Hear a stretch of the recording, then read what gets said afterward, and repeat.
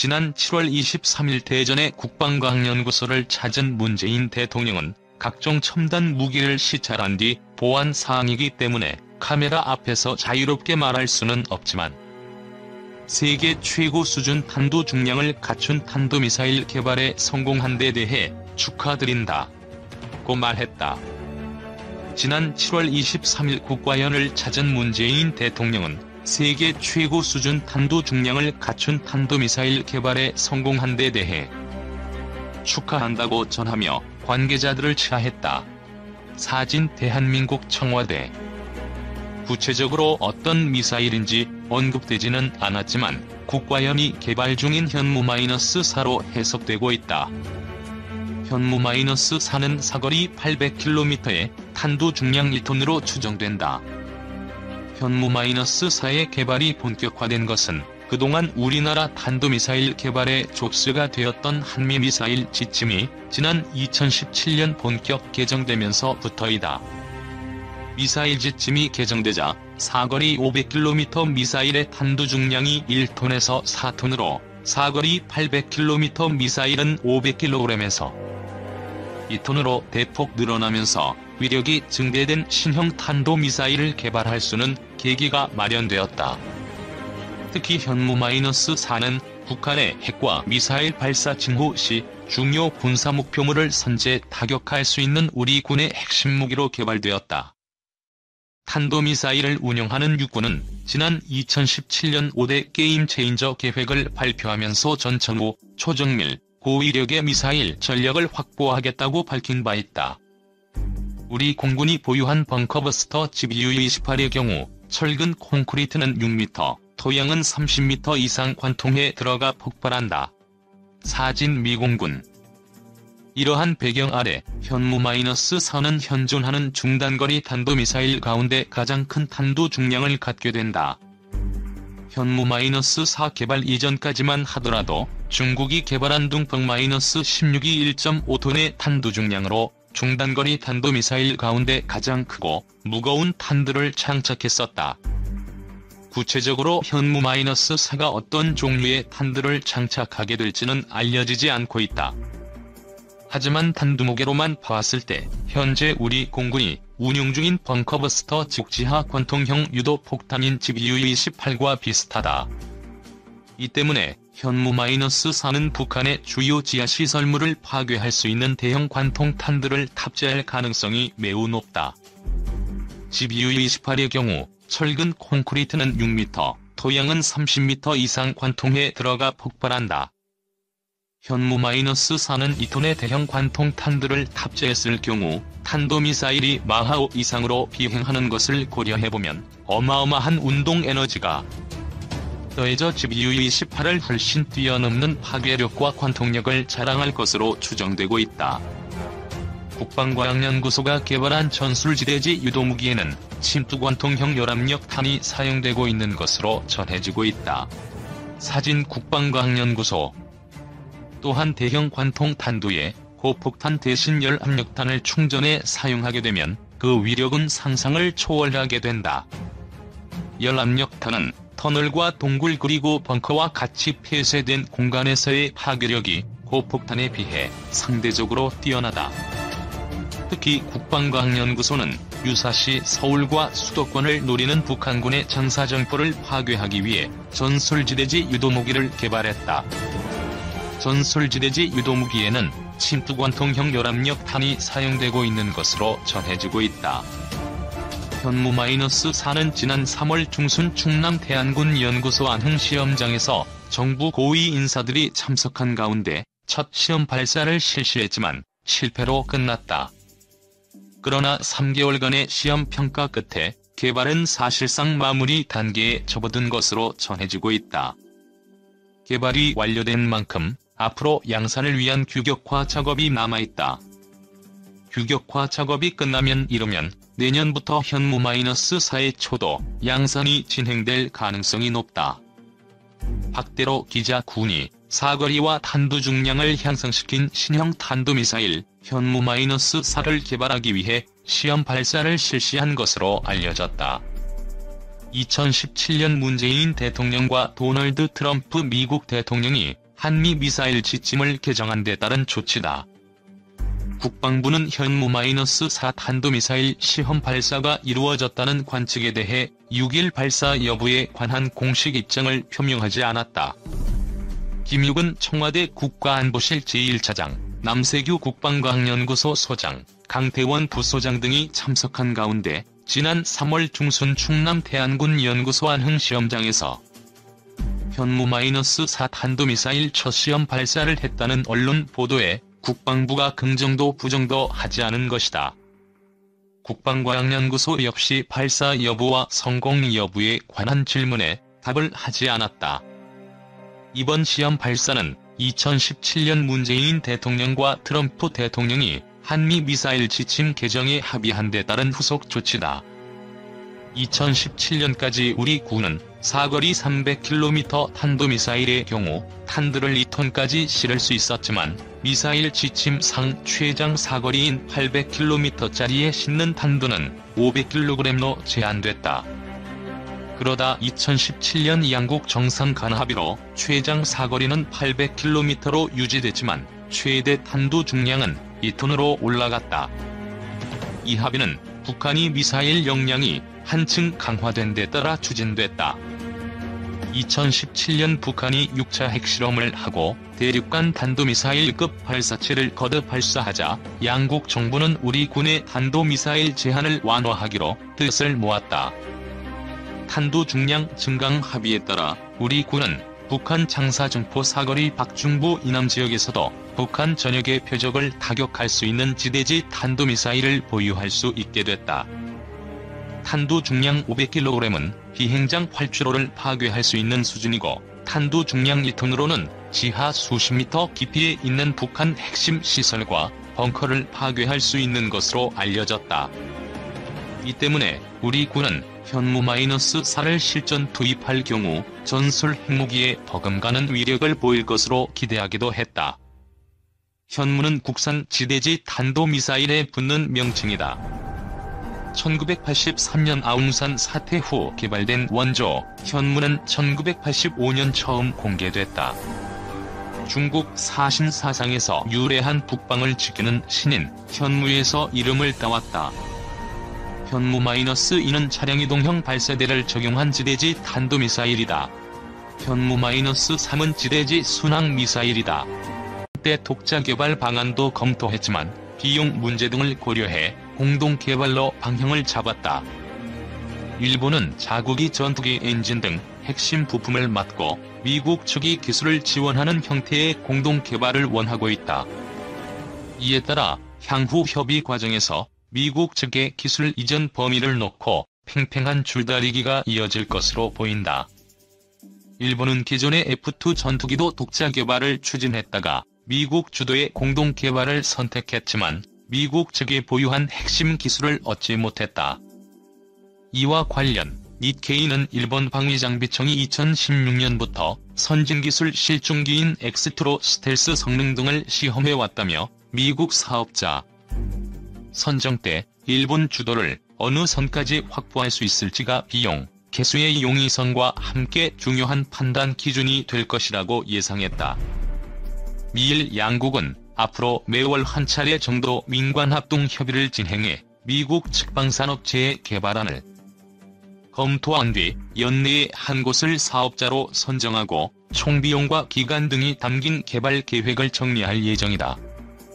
이어 내년부터 상세 설계에 착수해 2030년대 중반 실전 배치가 가능토록 한다는 방침이다. 미 해군 핵추진 잠수함 미시가노는 미국이 보유한 잠수함 가운데 가장 큰 오하이오급에 속한다. 지난 4월 25일 미시가노가 부산에 입항했을 때 주한미군은 보도자료를 통해 세계에서 가장 큰 잠수함 중 하나며 길이가 560피트 이상이고 잠수 시무게가 18,000톤 이상이라고 소개했다. 미시간호는 북한이 태양절이라고 부르는 김일성 생일에 맞춰 부산에 왔다. 북한이 군사 도발을 할 경우 즉시 대응하기 위한 전략적 포석으로 불일했다. 미시간호에는 네이비실이라는 특수부대가 탑승하고 있다. 미시간호가 부산 앞바다에 도착해 물 위로 떠올라 천천히 접안할 때 선체 중간에 특수부대 출입 장치가 선명하게 보였다. 바로 DDS라고 불리는 것이다. DDS 안에는 특수부대원들이 수중에서 이동할 때 타고 다니는 잠수정이 들어있다. 미시간호에는 최대 66명의 네이비실 요원이 탑승하는 것으로 알려졌다. 북한이 도발을 하면 미시간호는 자망해 동해 혹은 서해에서 북쪽으로 올라가 북한 주요 시설 인근에 도착한 뒤 네이비실 요원들이 SDV를 타고 해안에 침투하는 임무를 수행할 것으로 보인다. 최정예 특수전 요원이 해안으로 상륙해 잠입한다면 북한은 그야말로 쥐도 새도 모르게 공격당할 수 있다. 미시간호가 특수부대를 운영할 수 있다는 확실한 증거인 DDS를 무력 시위하듯이 공개한 것은 북한이 김일성 생일을 맞아 무력 도발을 하려는 의지를 사전에 차단하려는 의도로 보인다. 그러나 미군이 밝힌 미시간호의 방문 이유는 매우 평화적이다. 주한미군은 미시간호 승조원들은 한국의 문화와 역사를 체험하고 이를 통해 한국 해군 및 부산 지역사회와의 유대관계를 강화할 예정이라며 주한미해군 장병들이 경험하는 부산의 특색 있는 문화를 체험할 수 있는 좋은 기회가 될 것이라고 말했다. 주한미군 해군 사령부는 부산에 있는 우리 해군의 작전사령부 용지 안에 자리 잡고 있다. 이 때문에 미시간호의 승조원들은 한국에 이미 근무 중인 동료들로부터 한국에 대한 이야기를 들었을 가능성이 있다. 오하이오급 잠수함은 원래 미국의 전략 핵무기인 트라이던트 잠수함 발사 탄도미사일을 탑재하고 다녔는데 미시간호 등 일부는 토마호크 순항미사일 탑재용으로 개조됐다. 미시간호가 북한을 향해 핵미사일을 쏘는 일은 없다는 얘기다. 특수전 요원이나 재래식 토마호크 미사일 공격력만 북한에 보여줘도 충분히 억제력으로 작용한다는 게 미군 당국의 판단인 듯하다. 미시간호가 싣고 다니는 토마호크 순항미사일은 154기로 미국이 최근 시리아 공습에 쏟아부은 60여 발을 훌쩍 뛰어넘는다. 미시간호는 냉전 시기에 소련과의 핵무기 경쟁에서 세컨드 스트라이크를 위해 1982년 취역했으나 2004년부터는 토마호크 순항미사일 등을 발사하는 유도미사일 잠수함으로 개조됐다. 미러핵 감축 협상에 따라 잠수함에 탑재된 핵무기를 줄여야 했기 때문이다. 구글에서 한글로 일본 외무성을 검색하면 독도의 일본 영유권을 주장하는 웹사이트가 최상단에 뜨는 것으로 나타났다. 구글은 알고리즘에 따른 검색 결과라고 설명했지만 국제적으로 민감한 문제에 대해 일방적 주장을 담은 웹사이트가 해당 기관 공식 홈페이지보다도 먼저 검색된다는 점은 논란 소지가 있어 보인다. 18일 구글 검색창에 일본 외무성을 입력하면 다케시마 영유권에 관한 일본국의 일관된 입장이라는 제목으로 일본 외무성이 만든 한글 홈페이지가 검색 결과에서 가장 먼저 뜬다. 웹페이지 미리 보기에서는 다케시마는 역사적 사실에 비춰도 또한 국제법상으로도 분명히 일본국 고유의 영토라는 일본 주장이 그대로 노출된다. 일본 외무성의 공식 홈페이지는 세 번째로 나온다. 주한 일본 대사관 일본 경제산업성 등 일본 정부 기관을 검색하면 최상단에 해당 기관 공식 홈페이지가 뜬다. 그러나 일본 외무성만 공식 홈페이지가 아니라 다케시마 페이지가 나타나고 있다. 이 같은 현상이 발생하는 이유는 무엇일까? 포털 업계는 한국어 사용자들이 학술 연구나 보도 등 목적으로 일본 외무성의 독도 영유권 주장을 많이 검색했기 때문일 것이라고 추측한다. 검색 엔진의 알고리즘은 대개 많이 검색된 결과를 위로 올린다. 구글에서 일본 외무성을 일본어나 영어로 검색하면 일본 외무성 홈페이지가 가장 먼저 나온다. 한국인들이 독도 영유권에 대한 일본 주장을 자주 찾다 보니 검색 결과 상위에 노출되는 상황이 됐다는 분석이다. 검색 결과가 알고리즘에 의거했더라도 도덕적으로 문제가 있다면 플랫폼 사업자가 이를 조정할 수 있다. 구글은 지난달 인물 검색에서 일본군 위안부 피해 증언자인 고문옥주 할머니 직업을 매춘부로 표기했다가 이를 사과하고 수정한 바 있다. 그러나 구글 코리아는 이번 건에 대해 명확한 입장을 밝히지 않고 있다. 다케시마는 역사적 사실에 비추어도 또한 국제법상으로도 분명히 일본국 고유의 영토입니다. 한국에 의한 다케시마 점거는 국제법상 아무런 근거가 없이 행해지는 불법 점거이며 한국이 이런 불법 점거에 따라 다케시마에 대해 실시하는 그 어떤 조치도 법적인 정당성을 가지지 않습니다. 일본국은 다케시마 영유권을 둘러싼 문제에 대해 국제법에 따라 침착하고도 평화적으로 분쟁을 해결할 생각입니다. 주식회사 한국 측으로부터는 일본이 다케시마를 실질적으로 지배하고 영유권을 재확인한 1905년 이전에 한국이 다케시마를 실질적으로 지배하고 있었던 것을 나타내는 명확한 근거는 제시되지 않았습니다. 일본 막부가 도토리번에 살고 있는 오야, 무라카와 양가의 다케시마 도해를 면허한 것입니다. 안영복, 박어둔 두 사람이 울릉도에서 업을 하다가 울릉도에 온 일본 오야, 무라카와 양가의 선원들에게 잡혀서 일본으로 끌려간 사건입니다. 이 사건으로 인해 조선과 일본 간이 울릉도 영유권에 대한 분쟁이 발생합니다. 안영복 사건으로 인해 일본과 울릉도 영유권에 대한 분쟁이 발생하자 조선 정부는 삼척점사 장한상을 울릉도에 파견하여 울릉도의 현황을 조사합니다. 그 이후 영의정 남구만의 건의에 따라 2년 걸러 한 번씩 관원을 울릉도에 파견하여 수토를 하기로 결정합니다. 일본 막부는 울릉도 영유권에 대해 알아보기 위해 도토리번의 울릉도의 소속을 질문했습니다. 이에 대해 도토리번이 막부의 다케시마와 마쓰시마가 도토리번이 소속이 아니라고 답변함에 따라 막부는 울릉도와 독도가 일령이 아님을 공식적으로 확인합니다. 일본 막부는 도토리번을 통해 울릉도와 독도가 일본령이 아님을 확인하고 다케시마 도해 금지령을 내렸습니다. 이후 조선과의 외교 문서를 통해 울릉도가 조선령임을 공식 확인하였습니다. 안영복이 울릉도에 온 일본 어선을 추격하여 독도에서 쫓아버리고 일본에까지 다녀온 사건입니다.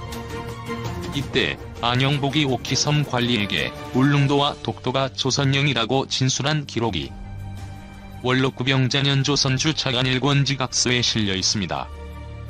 국왕영조의 명에 의해 조선의 문물제도를 기록한 관찬서입니다. 이 책에는 우산도와 울릉도 두 섬으로 하나가 바로 우산이다.